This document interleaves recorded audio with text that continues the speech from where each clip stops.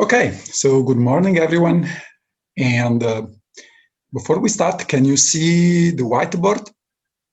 Yes. Okay, thank you.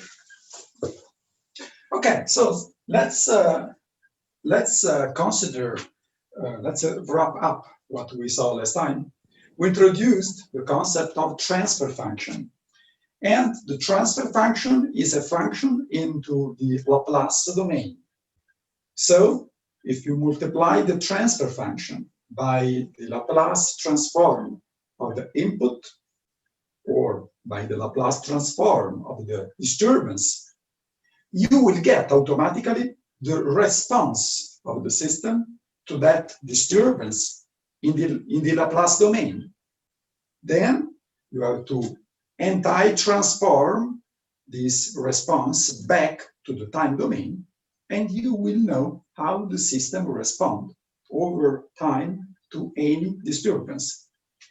And we mentioned that the analysis, the qualitative analysis of a transfer function can really allow you to predict qualitatively the behavior of your system, the response, the reaction of your system to any disturbance with a minimum amount of calculations. As we will see, this qualitative analysis will allow you to understand if the system is stable or not. Let's consider a transfer function like this. We are interested in the analysis of the poles. Analysis of the poles, so the analysis of the zeros of the denominator. Let's consider the denominator is expressed in this way. S minus P1 times S minus P2 times S minus P3 at the power Q times S minus P4. P1 and P2 are real and distinct poles. P1 is here, P2 is there. Both of them are real. They are on the real axis. P1 is negative, P2 is positive. P3 is a real pole, but is repeated Q times. The multiplicity is Q. And so basically you have Q times the same solution, P3. Let's hypothesize that P3 is here. And then let's hypothesize that P4 is a complex solution. Complex solution always come with their conjugate. So P4 is here, and P4 conjugated is there. So basically they are alpha plus minus I beta. Okay, let's consider the first scenario. Scenario number one. Let's consider the contribution given by real and distinct poles that are, in this situation, P1 and P2.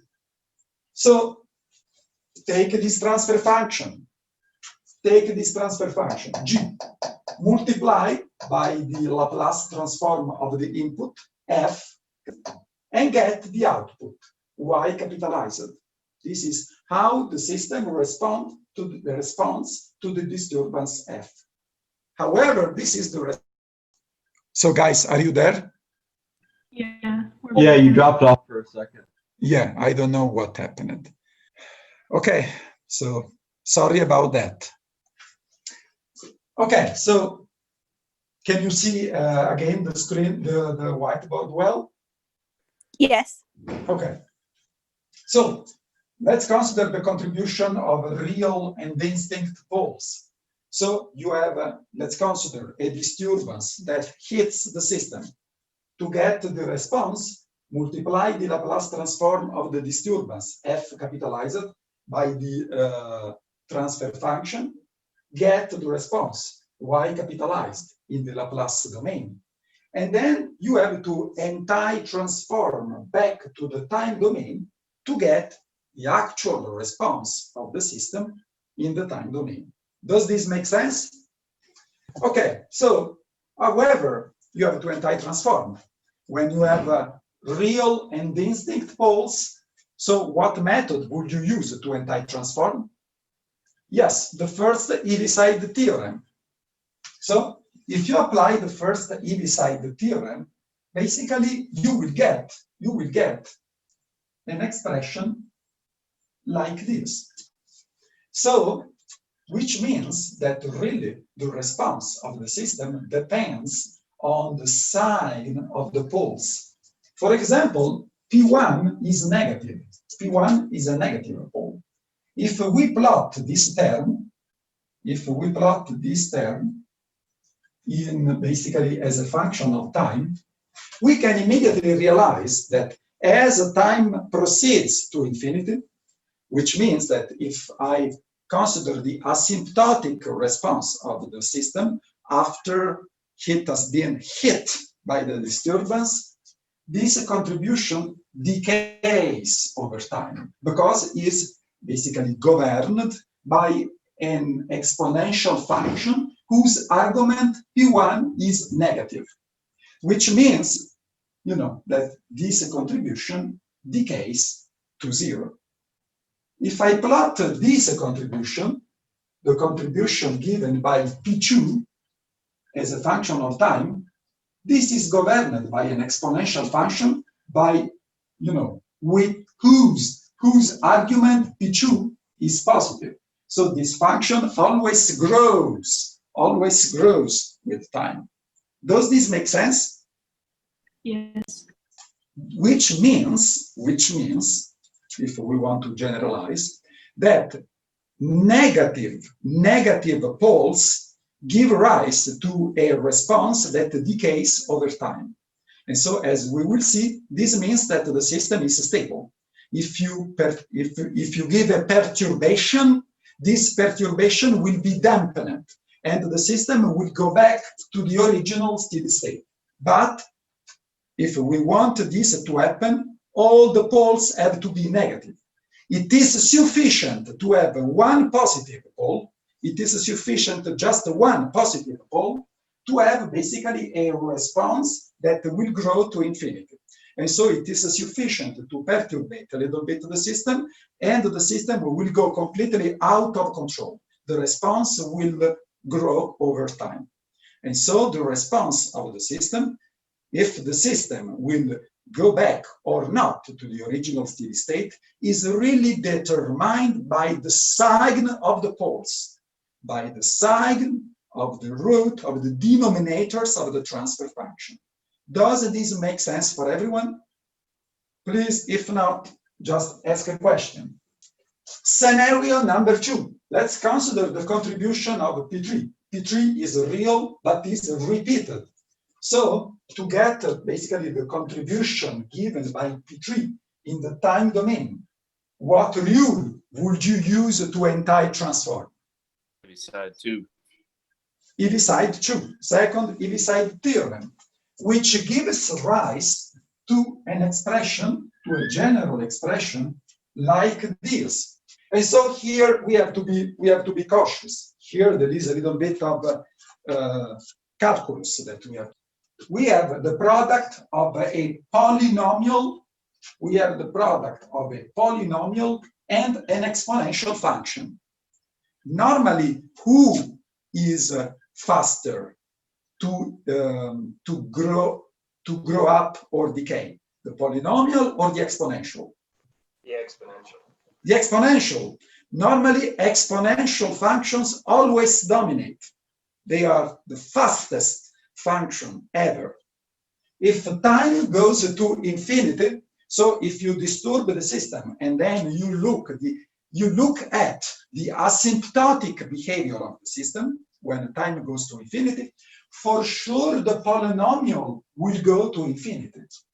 However, the exponential behavior depends on the sign of P3.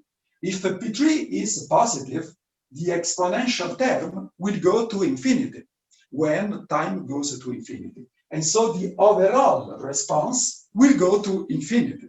Make sense? Yes.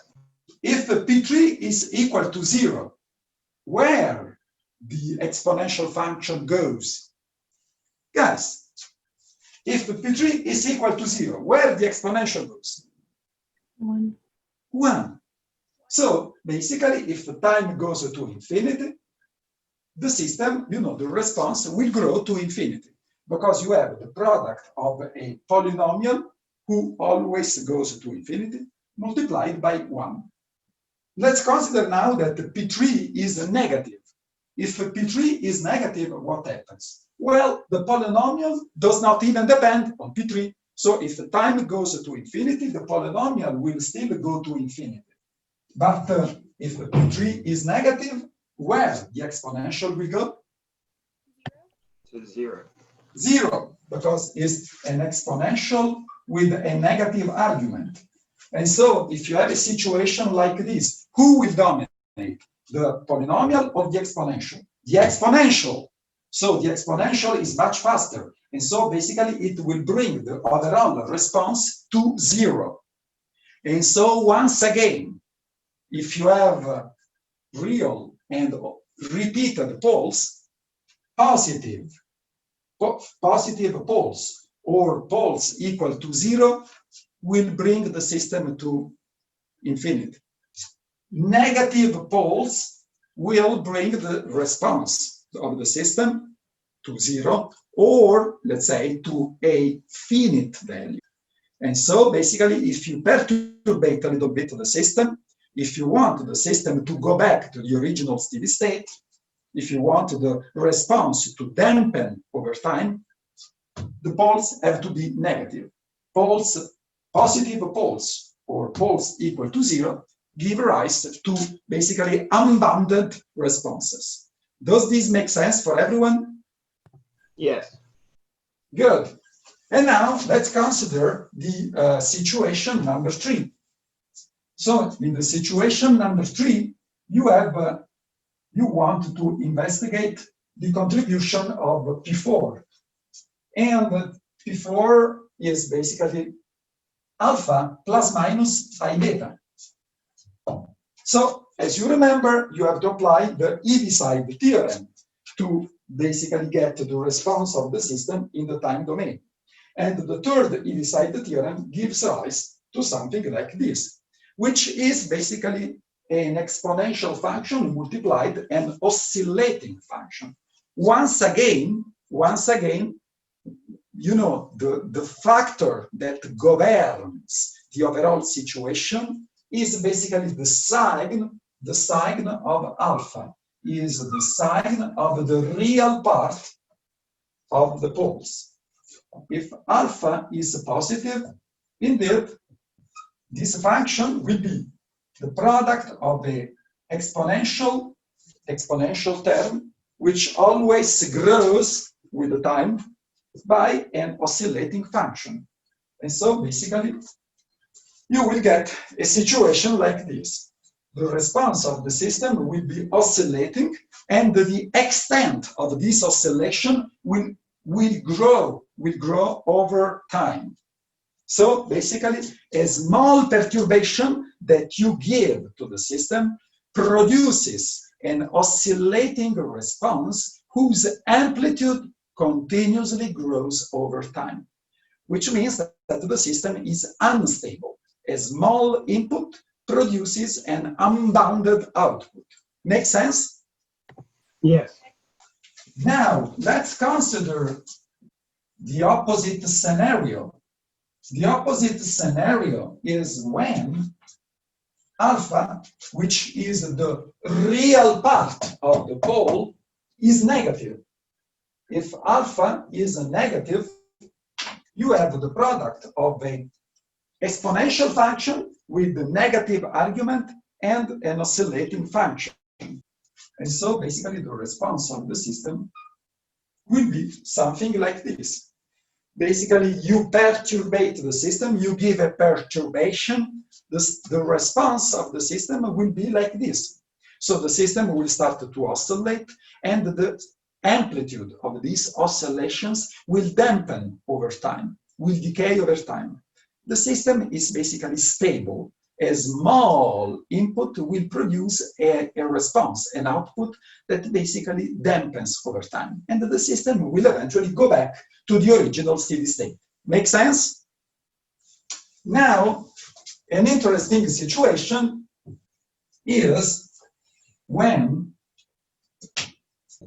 is when alpha is equal to 0. Alpha equal to 0 means that basically the pole is just a plus minus I beta. So you have a purely imaginary pole. So what happens?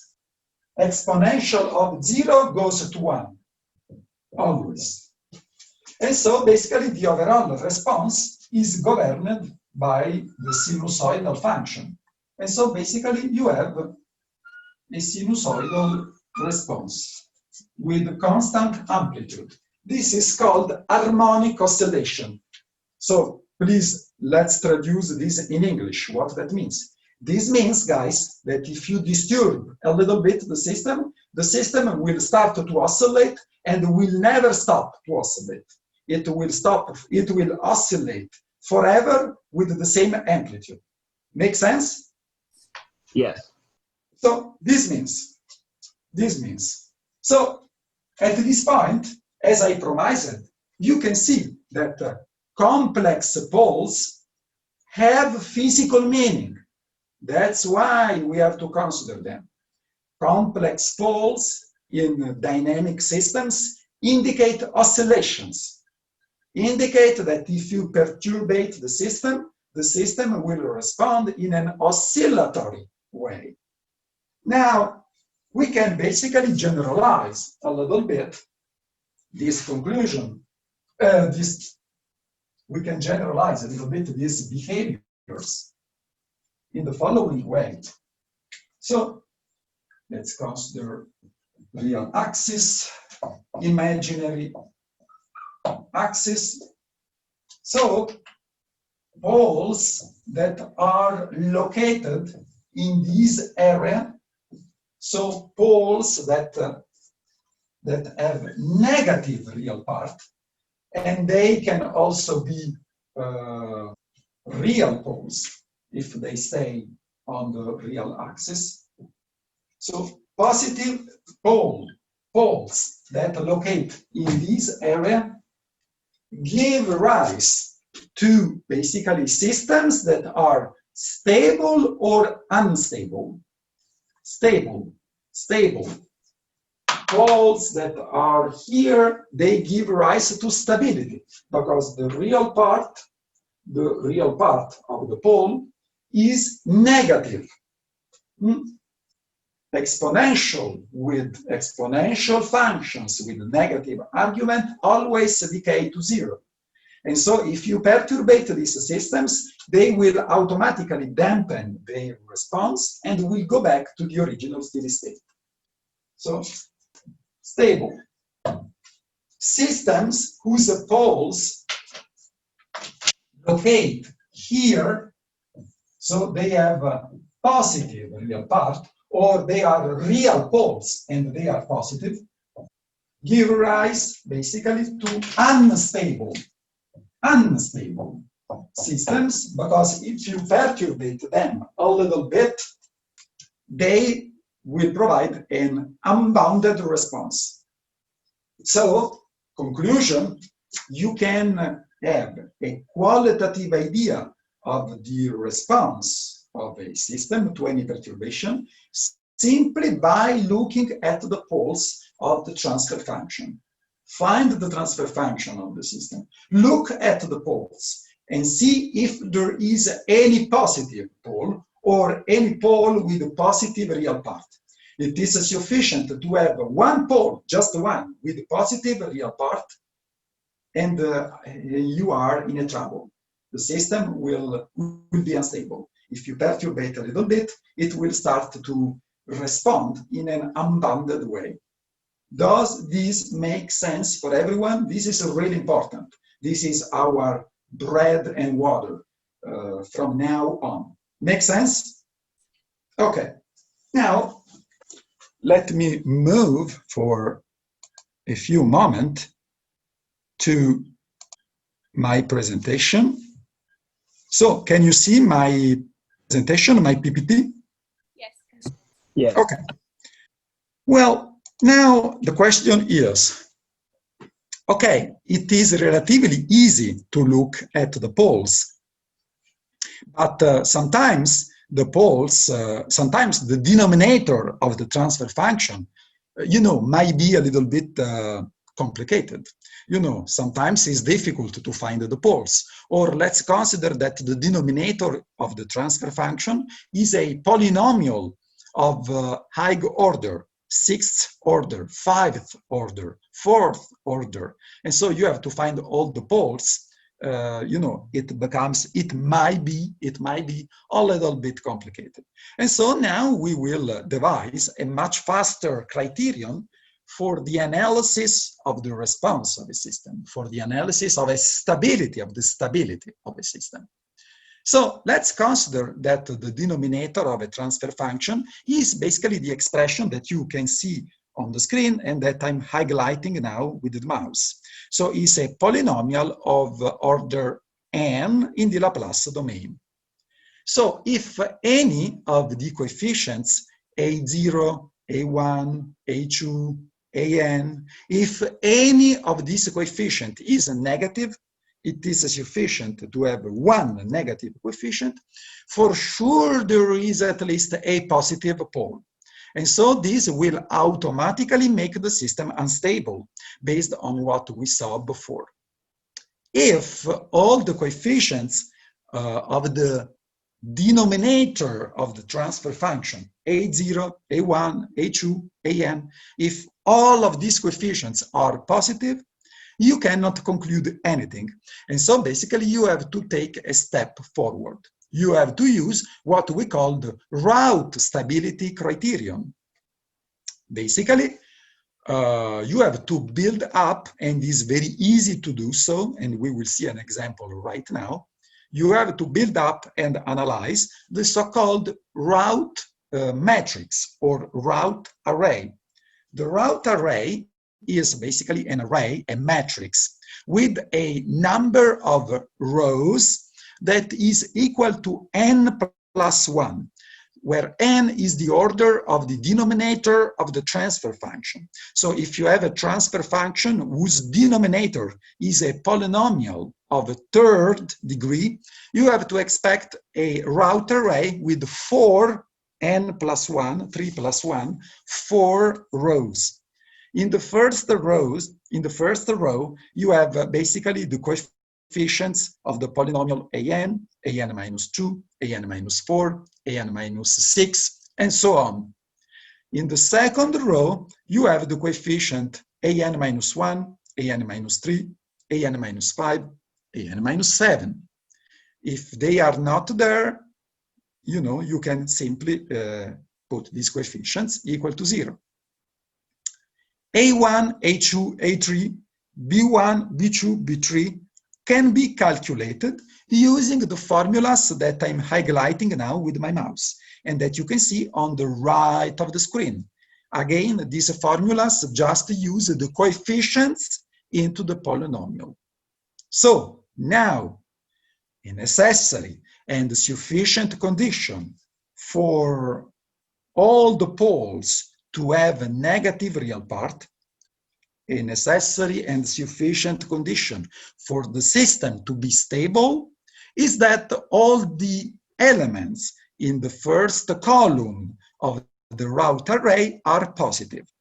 If all these coefficients, an minus 1, a1, b1, if all these elements in the first column are positive, all the poles have negative real part, and the system is stable.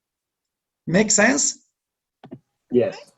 Okay, let's see an example. So if we see an example, we understand a little bit better. Okay, so we have, if you can see again the slide number 19, a system is represented by the following transfer function: 2s plus 1 divided 10s cubic plus 2s squared plus s plus 1.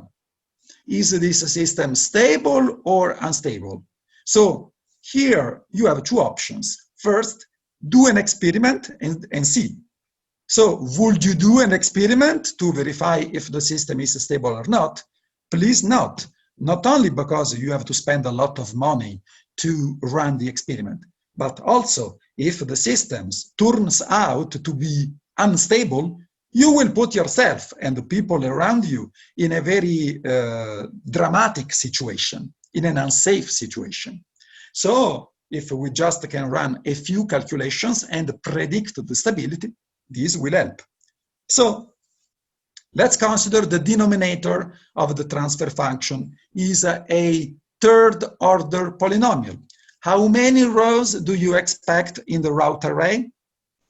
4. Okay, so you just go to the previous slide, look at the formulas, and build up the route array. So in the first row, you have an minus 2, an minus 4. An is n, in this case.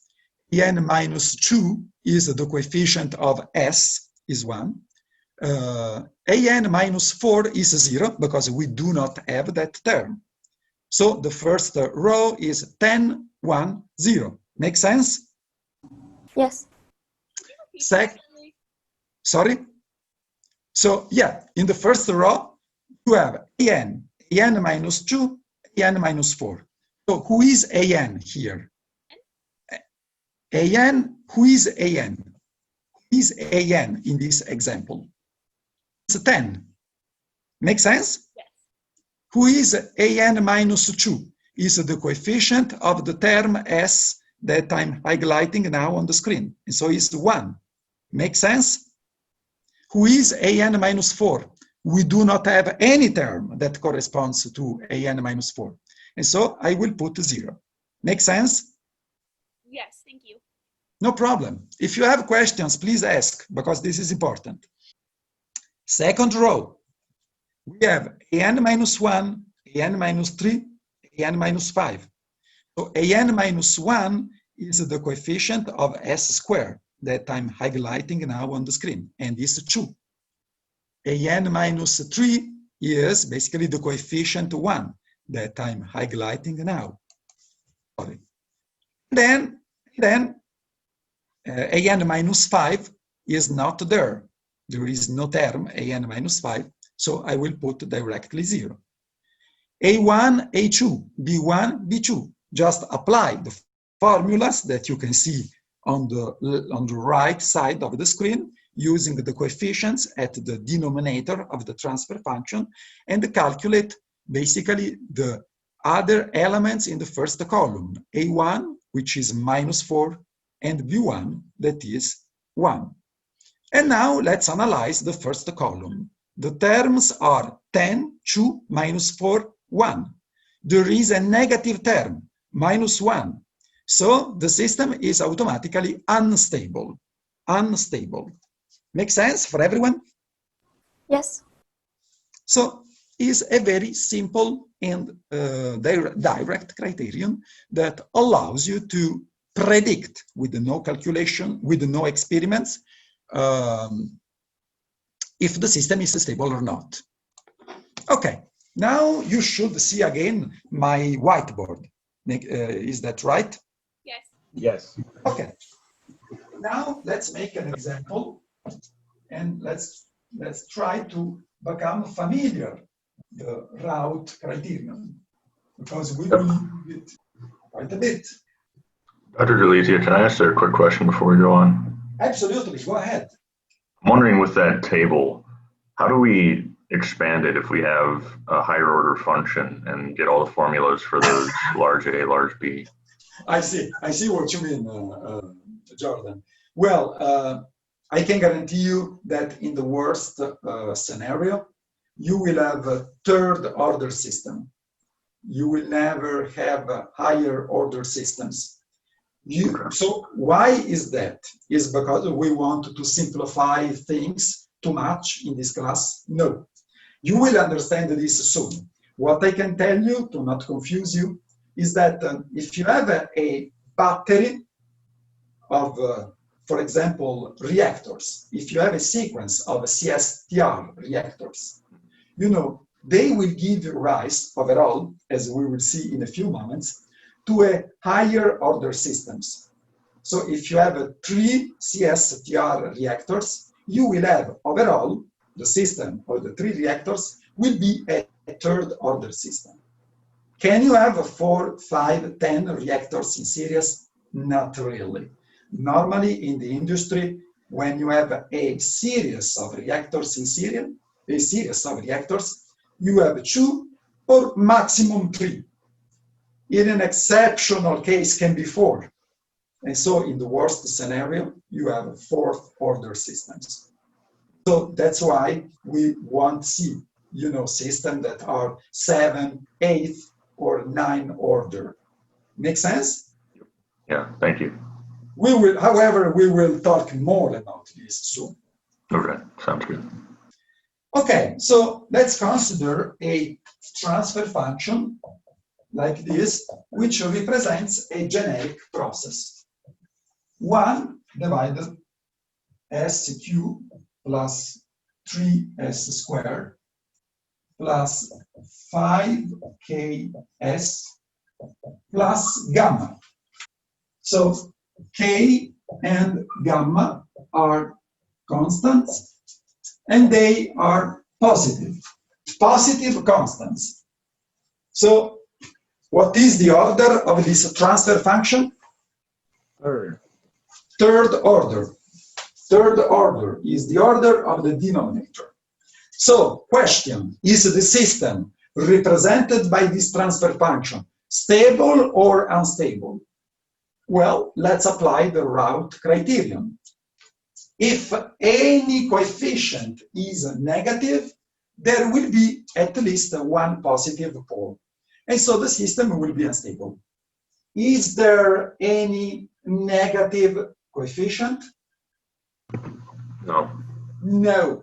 1 is positive, 3 is positive, K and gamma are positive. So 5K is positive, gamma is positive. All the coefficients are positive. And so we cannot conclude anything. We have to move forward and basically calculate the route array. How many rows would you expect? 4. 4. So if you get 5, if you get 2, there is a mistake. Go back and check.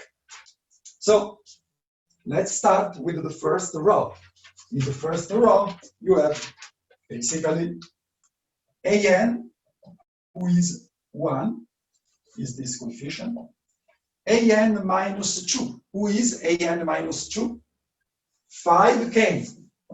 So this is AN minus 2. AN minus 4, who is AN minus 4?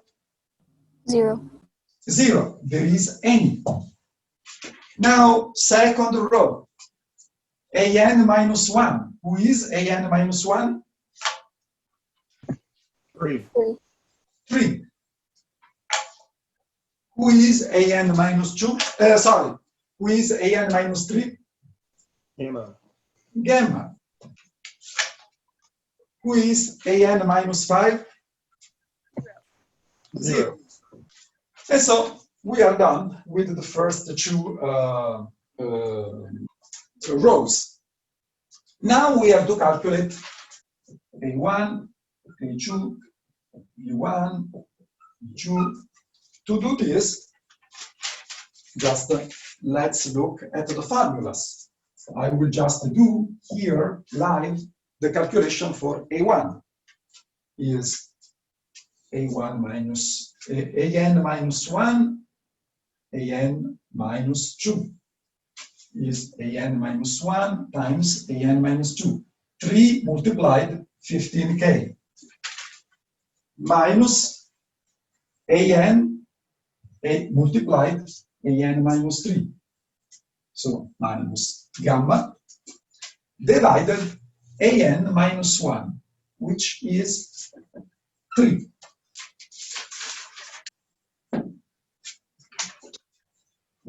Just apply those formulas that you have on the screen. Who is A2 is 0.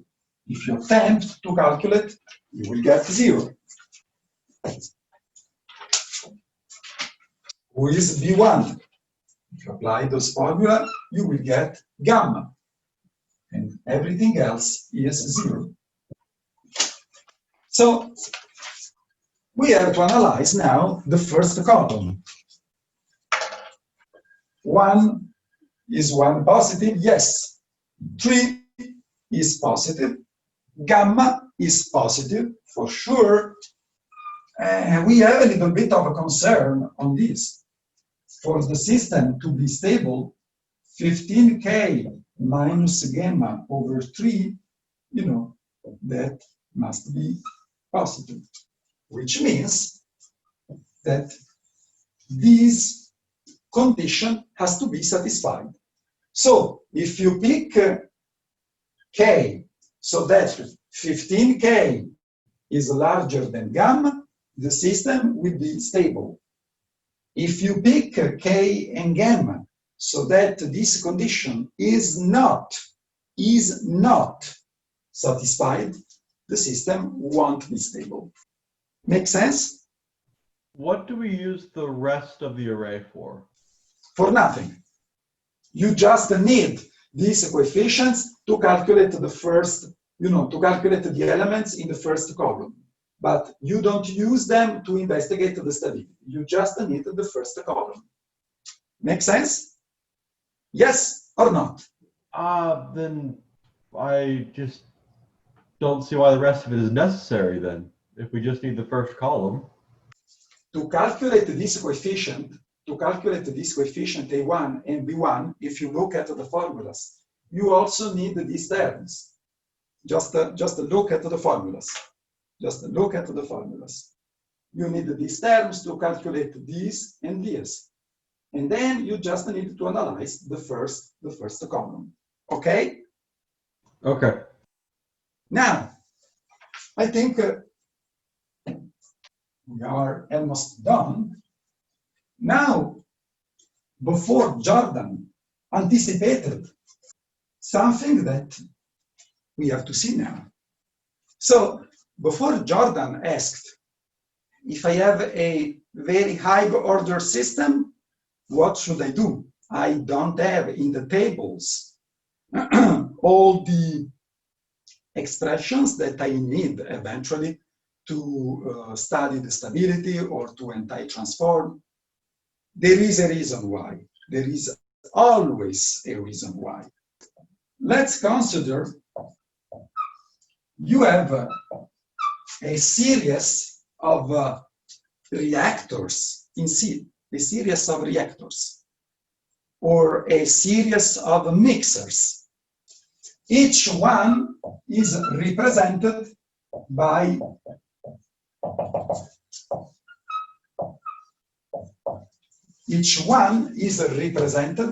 its own transfer function, because at this point there is like a correspondence.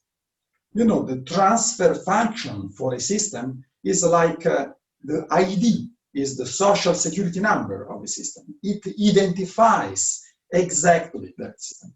And so you can replace a system with its transfer function, obviously in the Laplace domain, for sure not in the time domain. So this is the input to the first system. This is the output of the first system. The output of the first system is automatically the input for the second one, and so on. So the output of a system is the input for the subsequent one, because you have a battery. So, guys, this is a problem very similar to what we have in physics. When you have a series of resistors, you may replace them with an equivalent resistance.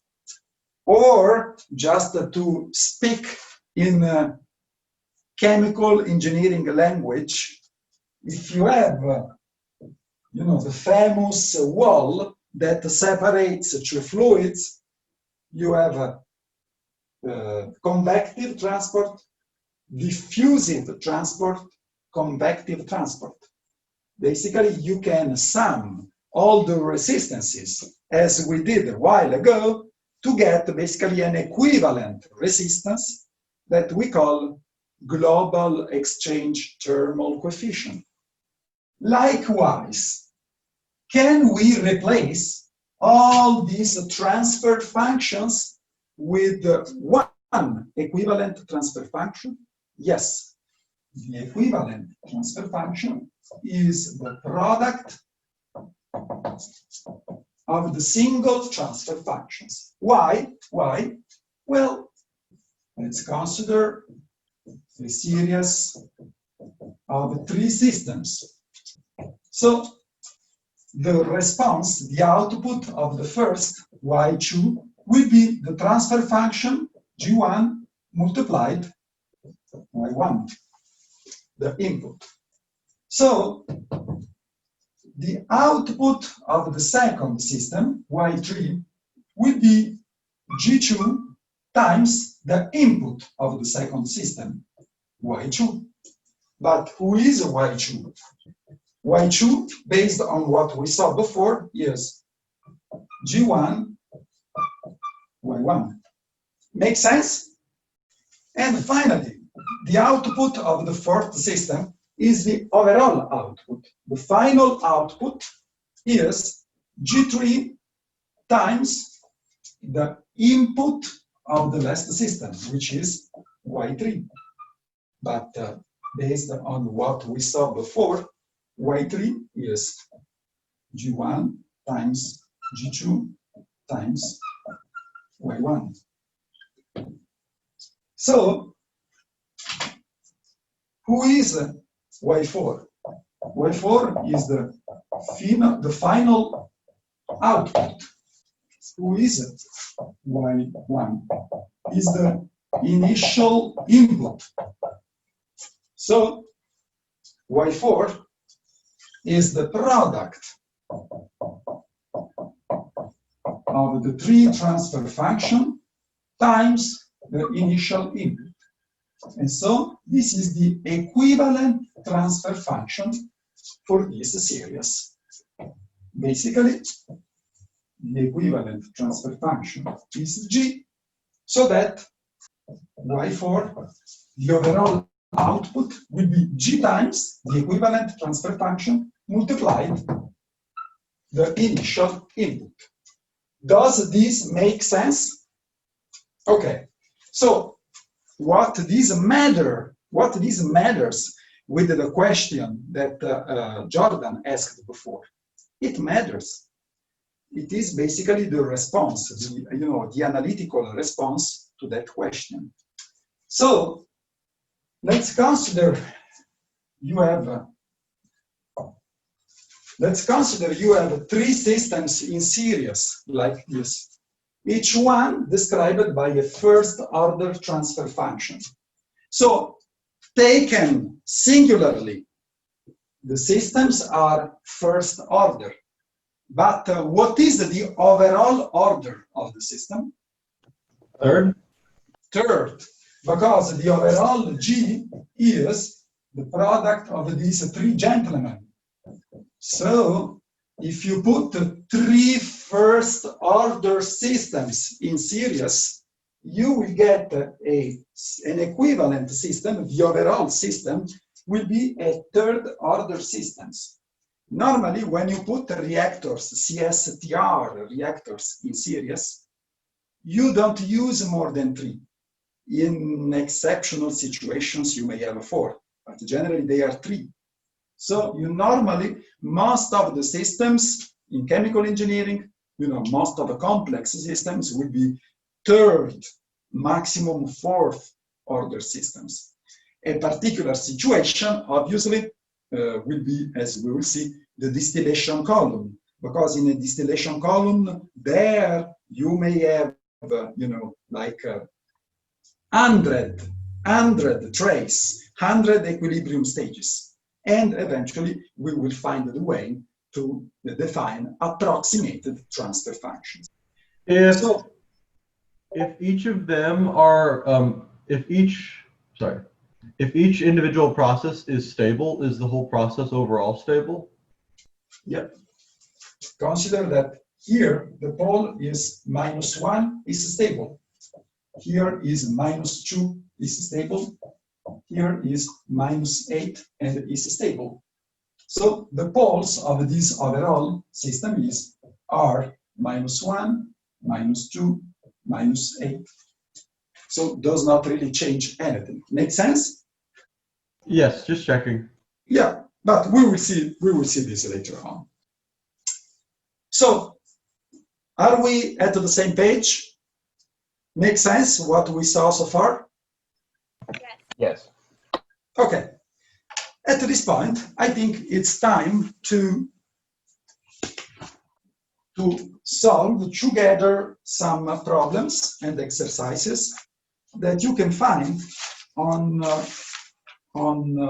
the collection that is available on Canvas.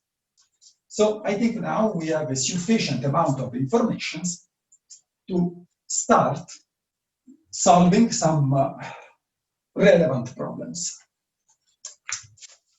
And I'm going to solve with you the problem number 1, section 1. So we have a system made by 3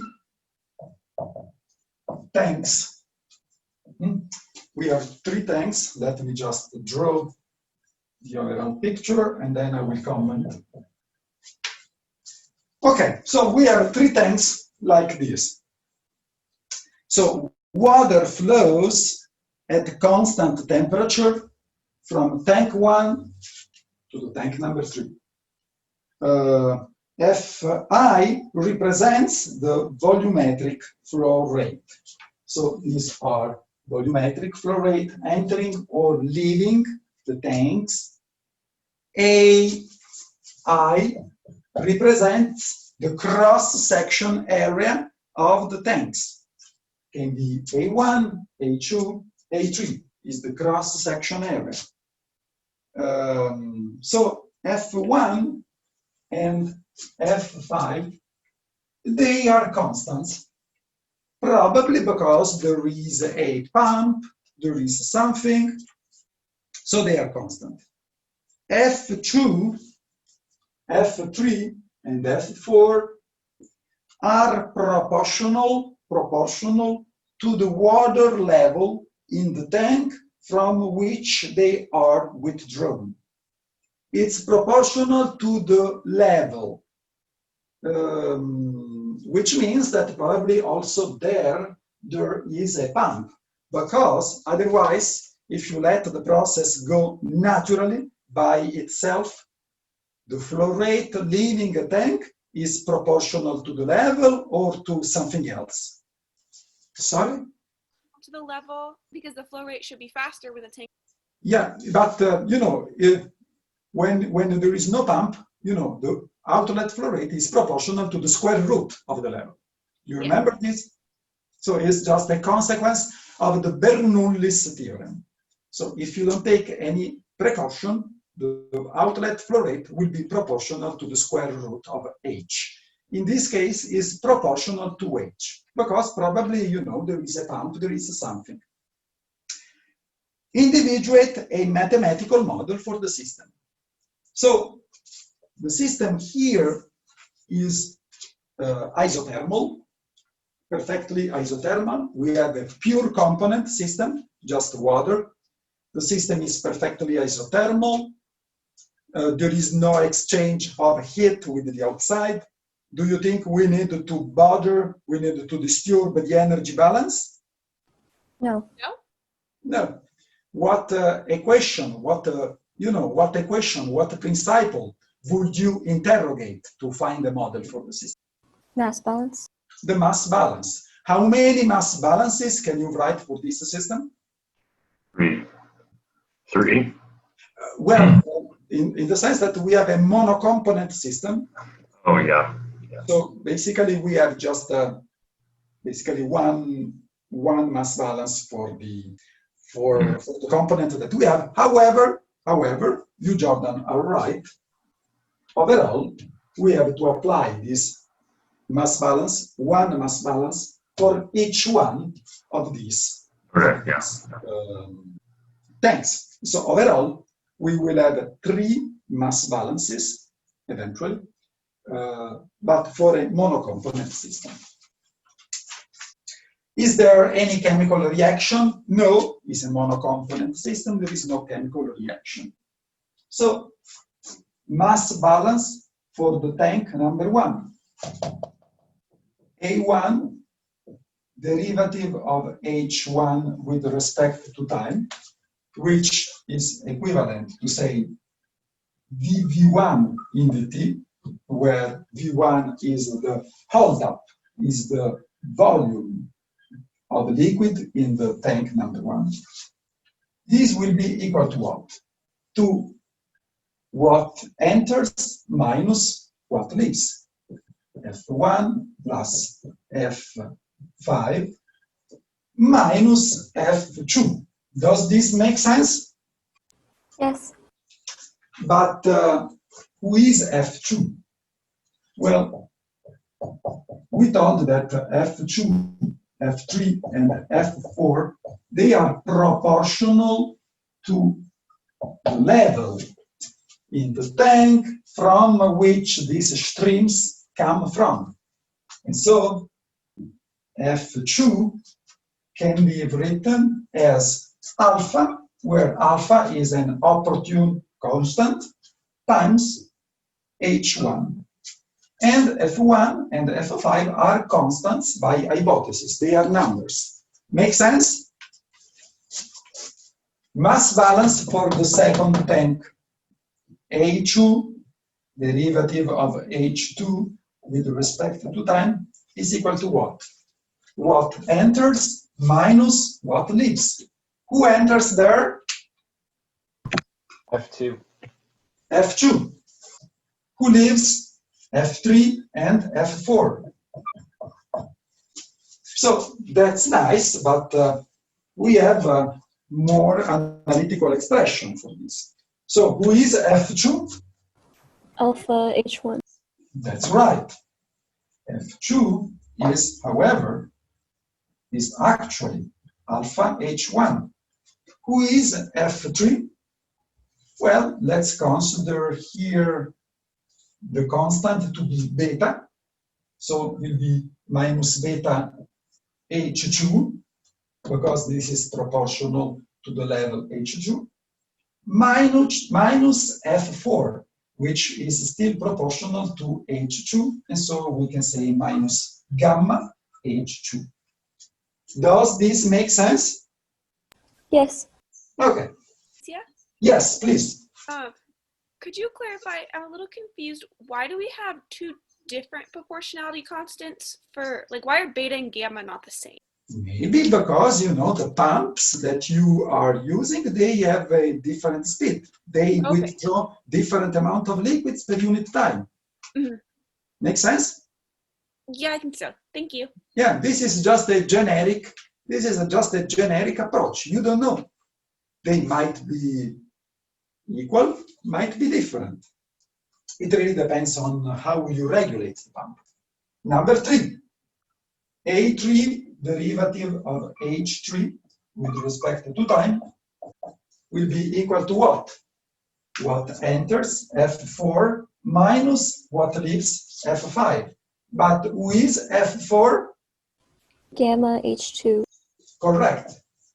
Gamma H2 minus F5, because F5 is a constant, is a number. And so you have a system of 3 differential equations, a system of 3 ODE. Now, is this system linear or non-linear? Linear. It's linear, perfectly linear. Alpha, beta, gamma, F1, F5, they are numbers. So what if we remove all the pumps and basically the F2, F3, and F4 will be proportional to the square root of the levels? Will the system will remain linear or will become non-linear? It would become nonlinear. It will become clearly non-linear. Another feature of this system is that basically you can solve these equations sequentially. Here, in the first equation, indeed, the sole unknown is h1. And so you can get h1 directly solving the first equation.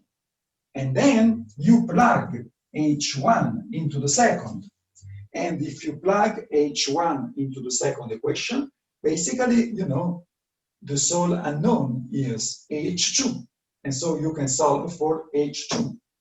And then you solve, once you know h1 and you know h2, you solve the third for h3.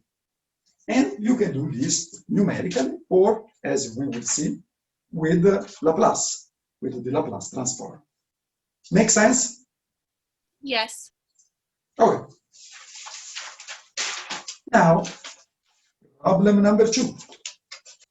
So basically the scope of this first problem was to correctly individuate the model. In a situation like this, you don't need the energy balance. The system is isothermal, nothing is exchanged with the surrounding environment, no heat of reaction, no heat of mixing. Problem number 2. We want to dilute a concentrate solution of hydrochloric acid in water. So you have a concentrated hydrochloric solution and you want to dilute it. The solution, whose concentration in hydrochloric acid is Ca, is fed to a mixer which operates at constant temperature with flow rate equal to VA dot. So basically, you have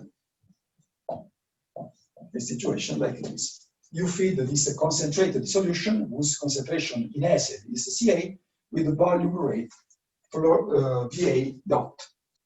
And then you add some water. Pure water is fed using a separate stream with a flow rate VW dot. The diluted solution, whose flow rate and acid concentrations are VO dot and CaO, VO dot and CaO, is then withdrawn from the system. The liquid level is H. So we want to identify inputs, outputs, and classify inputs as disturbances and manipulated variable.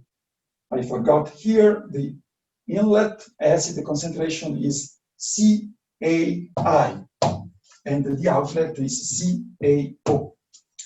So let's discuss critically this. I say in the statement that the process, the dilution, is perfectly isothermal. Do you guys have anything to say about this? Is this really a realistic approximation? There's no reaction, so.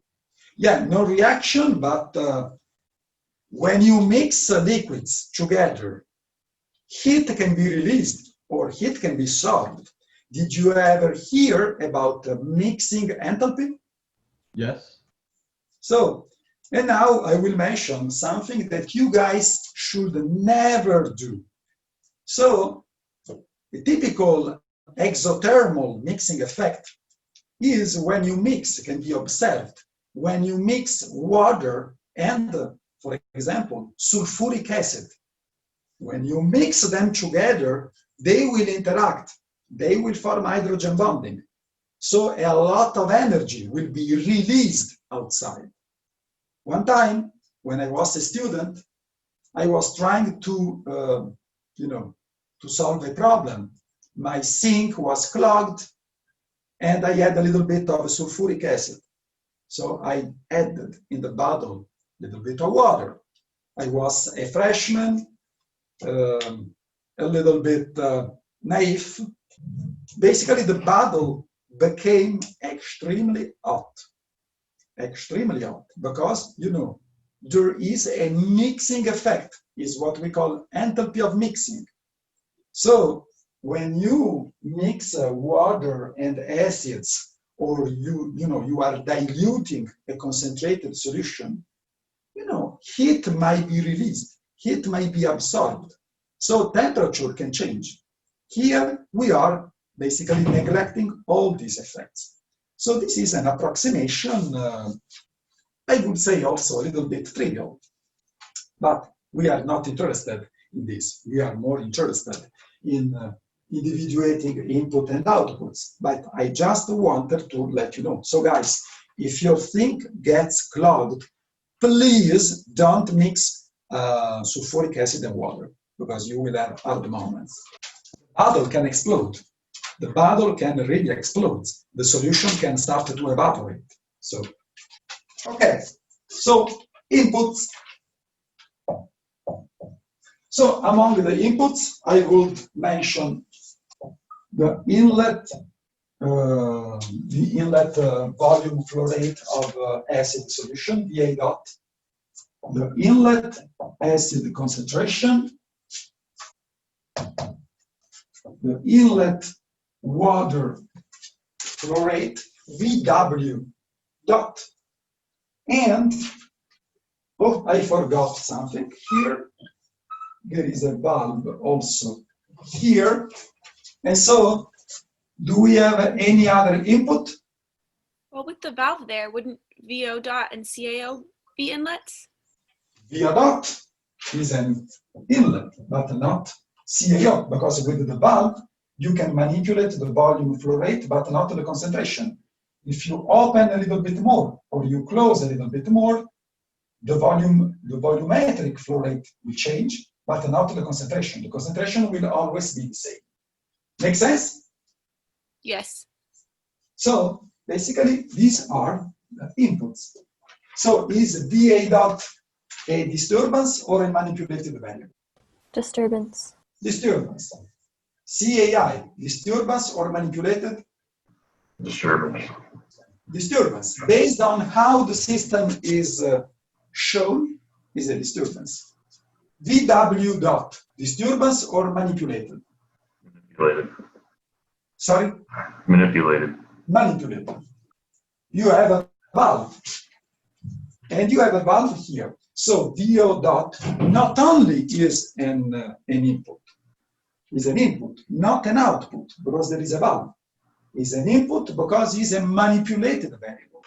Remember that with the valves, you can adjust flow rates, but not concentrations. If you close these a little bit more, you will just reduce the volumetric flow rate, but the concentration of that stream will be the same. Outputs. Outputs, who is the output here? CAO and H. CAO and H, that's right.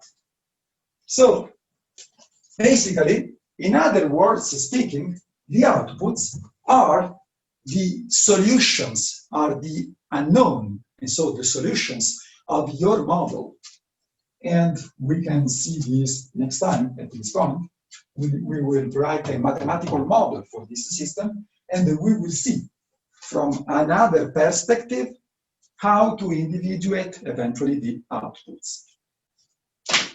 I think that's it for today, and I will see you next Tuesday. Have a nice weekend and stay safe. Thank you. Thank you. Bye bye.